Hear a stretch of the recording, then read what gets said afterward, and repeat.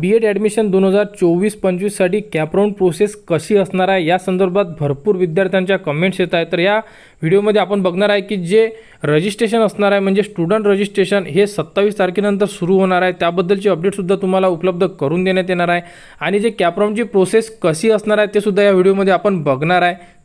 तर बघा, जे बी एडसाठी कॅपराऊंड प्रोसेस असेल ती कशी असेल, तर स्टार्टिंगला जे असणार आहे ते आपल्याला रजिस्ट्रेशन करावं लागणार आहे, म्हणजे स्टुडंट रजिस्ट्रेशन करावं लागणार आहे। त्यामध्ये विद्यार्थ्याला संपूर्ण जो फॉर्म आहे तो फिल करावा लागणार आहे, ज्यामध्ये पर्सनल डिटेल्स, एज्युकेशन डिटेल्स या संदर्भात इन्फॉर्मेशन असणार आहे। आणि त्यानंतर सेकंड स्टेप असणार आहे की जे आहे डॉक्युमेंट्स असणार आहे विद्यार्थ्याचे ओरिजिनल डॉक्युमेंट्स, संपूर्ण डॉक्युमेंट्सचे ओरिजिनल लागणार आहे। या अगोदर जो व्हिडिओ बनवलेला आहे, इम्पॉर्टंट डॉक्युमेंटचा व्हिडिओ बनवलेला आहे, ते डॉक्युमेंट रेडी करून ठेवा आणि त्यानंतर तुम्हाला जे डॉक्युमेंट्स आहे पूर्ण डॉक्युमेंट्स अपलोड करावे लागणार आहे आणि त्यानंतर तुमचा जो फॉर्म आहे हा फायनल सबमिट होणार। फायनल सबमिट झाल्यानंतर तुमचे डॉक्युमेंट ऑनलाईन व्हेरीफाय होणार आहे, म्हणजे ई स्क्रुनिटी होणार आहे। यामध्ये तुमचे सर्व डॉक्युमेंट्स चेक केल्या जाणार की जे डॉक्युमेंट तुम्ही टाकलेले आहे हे प्रॉपर आहे किंवा नाही आहे। जर त्रुटी असेल त्या फॉर्ममध्ये किंवा डॉक्युमेंटमध्ये जर काही त्रुटी असेल तर तशा प्रकारे तुम्हाला तो फॉर्म रिव्हर्ट येणार आहे तुमच्या अकाउंटला। त्यानंतर आपण त्या फॉर्ममध्ये परत जी त्रुटी आहे ते पूर्ण करून परत सबमिट करणार। एकदा तुमचा फॉर्म कन्फर्म झाला म्हणजे फॉर्म कन्फर्मेशन भेटणं खूप गरजेचं आहे। जेव्हा तुमच्या फॉर्मला कन्फर्मेशन भेटेल की तुमचा फॉर्म व्यवस्थितरित्या सबमिट झालेला आहे, तेव्हा तुमची रजिस्ट्रेशन प्रोसेस ही कंप्लीट होईल। यासाठी सुद्धा 25 दिवस तरी मिनिमम दिले जातात आणि त्यानंतर तुमचा फॉर्म कन्फर्मेशन मिळाला, तुम्हाला का फॉर्म तुमचा कन्फर्म झालेला आहे, त्यानंतर तुम्हाला जी लिस्ट आहे म्हणजे प्रोव्हिजनल मेरिट लिस्ट लागेल। स्टार्टिंगला प्रोव्हिजनल मेरिट लिस्ट लागल्यानंतर त्यामध्ये जर काही त्रुटी असेल तर त्यामध्ये आपल्याला ती त्रुटी पूर्ण करावी लागते। कोणाला काही पर्सेंटेज मार्क्स वगैरे काही असला एरर तर होते, परंतु यामध्ये जास्त त्रुट्या नसतात। प्रोव्हिजनल लिस्टचं कंप्लीशन झाल्यानंतर फायनल मेरिट लिस्ट लागणार। फायनल मेरिट लिस्ट लागल्यानंतर तुम्हाला कोणत्याही प्रकारच्या चेंजेस वगैरे काहीच राहत नाही, म्हणजे ही प्रोसेस झाली तुमची registration process complete final merit लिस्टपर्यंत। यामध्ये तुम्ही सर्व मेरिट नंबर वगैरे तुम्हाला तेव्हा मिळून जाईल आणि त्यानंतर सुरू होते आपली कॅपराऊंडची प्रोसेस, ज्यामध्ये आपल्याला कॅपराऊंड 1साठी संपूर्ण जे कॉलेजचे नाव आहे हे यामध्ये इन्सर्ट करावे लागते। तर यामध्ये जे कॉलेज तुम्हाला पाहिजे आहे, ज्या डिस्ट्रिक्टमधले कॉलेज पाहिजे आहे हे कॉलेज तुम्ही यामध्ये इन्सर्ट करू शकता। स्टेप बाय स्टेप 1 2 3 4 असे सिरीजसुद्धा लावू शकता।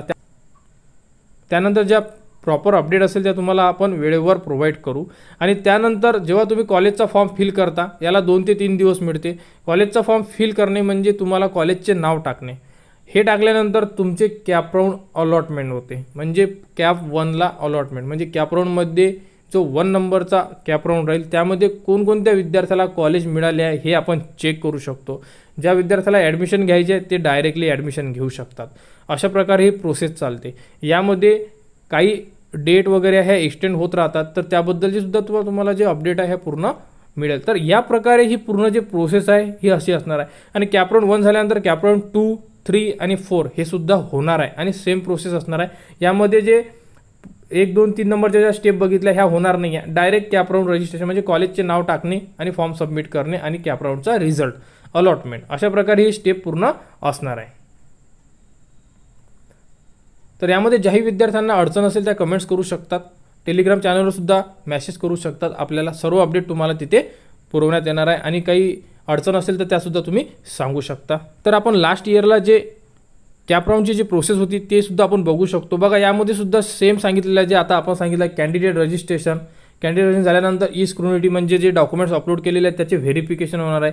कोणत्या विद्यार्थ्याच्या डॉक्युमेंटमध्ये जर काही त्रुटी आली तर ते त्रुटी पूर्ण करून तुम्हाला परत फॉर्म सबमिट करायचा आहे। एकदा फॉर्म सबमिट झाल्यानंतर कन्फर्मेशन मिळेल आणि त्यानंतर तुमची जी आहे ते मेरिट लिस्ट लागणार आहे अल्फाबेटिकली, अशा प्रकारे सुद्धा अपडेट दिलेली आहे। त्यानंतर जी आहे ती फायनल मेरिट लिस्टसुद्धा इथे दाखवलेली आहे बघा, पब्लिश फायनल मेरिट लिस्ट आणि त्यानंतर college option form filling CAP 1 CAP 2साठी अशा प्रकारे आणि त्यानंतर अलॉकेशन आणि त्यानंतर कॅन्डिडेट रिपोर्ट टू कॉलेज, अशा प्रकारे स्टेप दिलेले आहे पूर्ण। हे तुम्ही लास्ट इयरची जी PDF आहे हे सुद्धा बघू शकता, सेम आहे।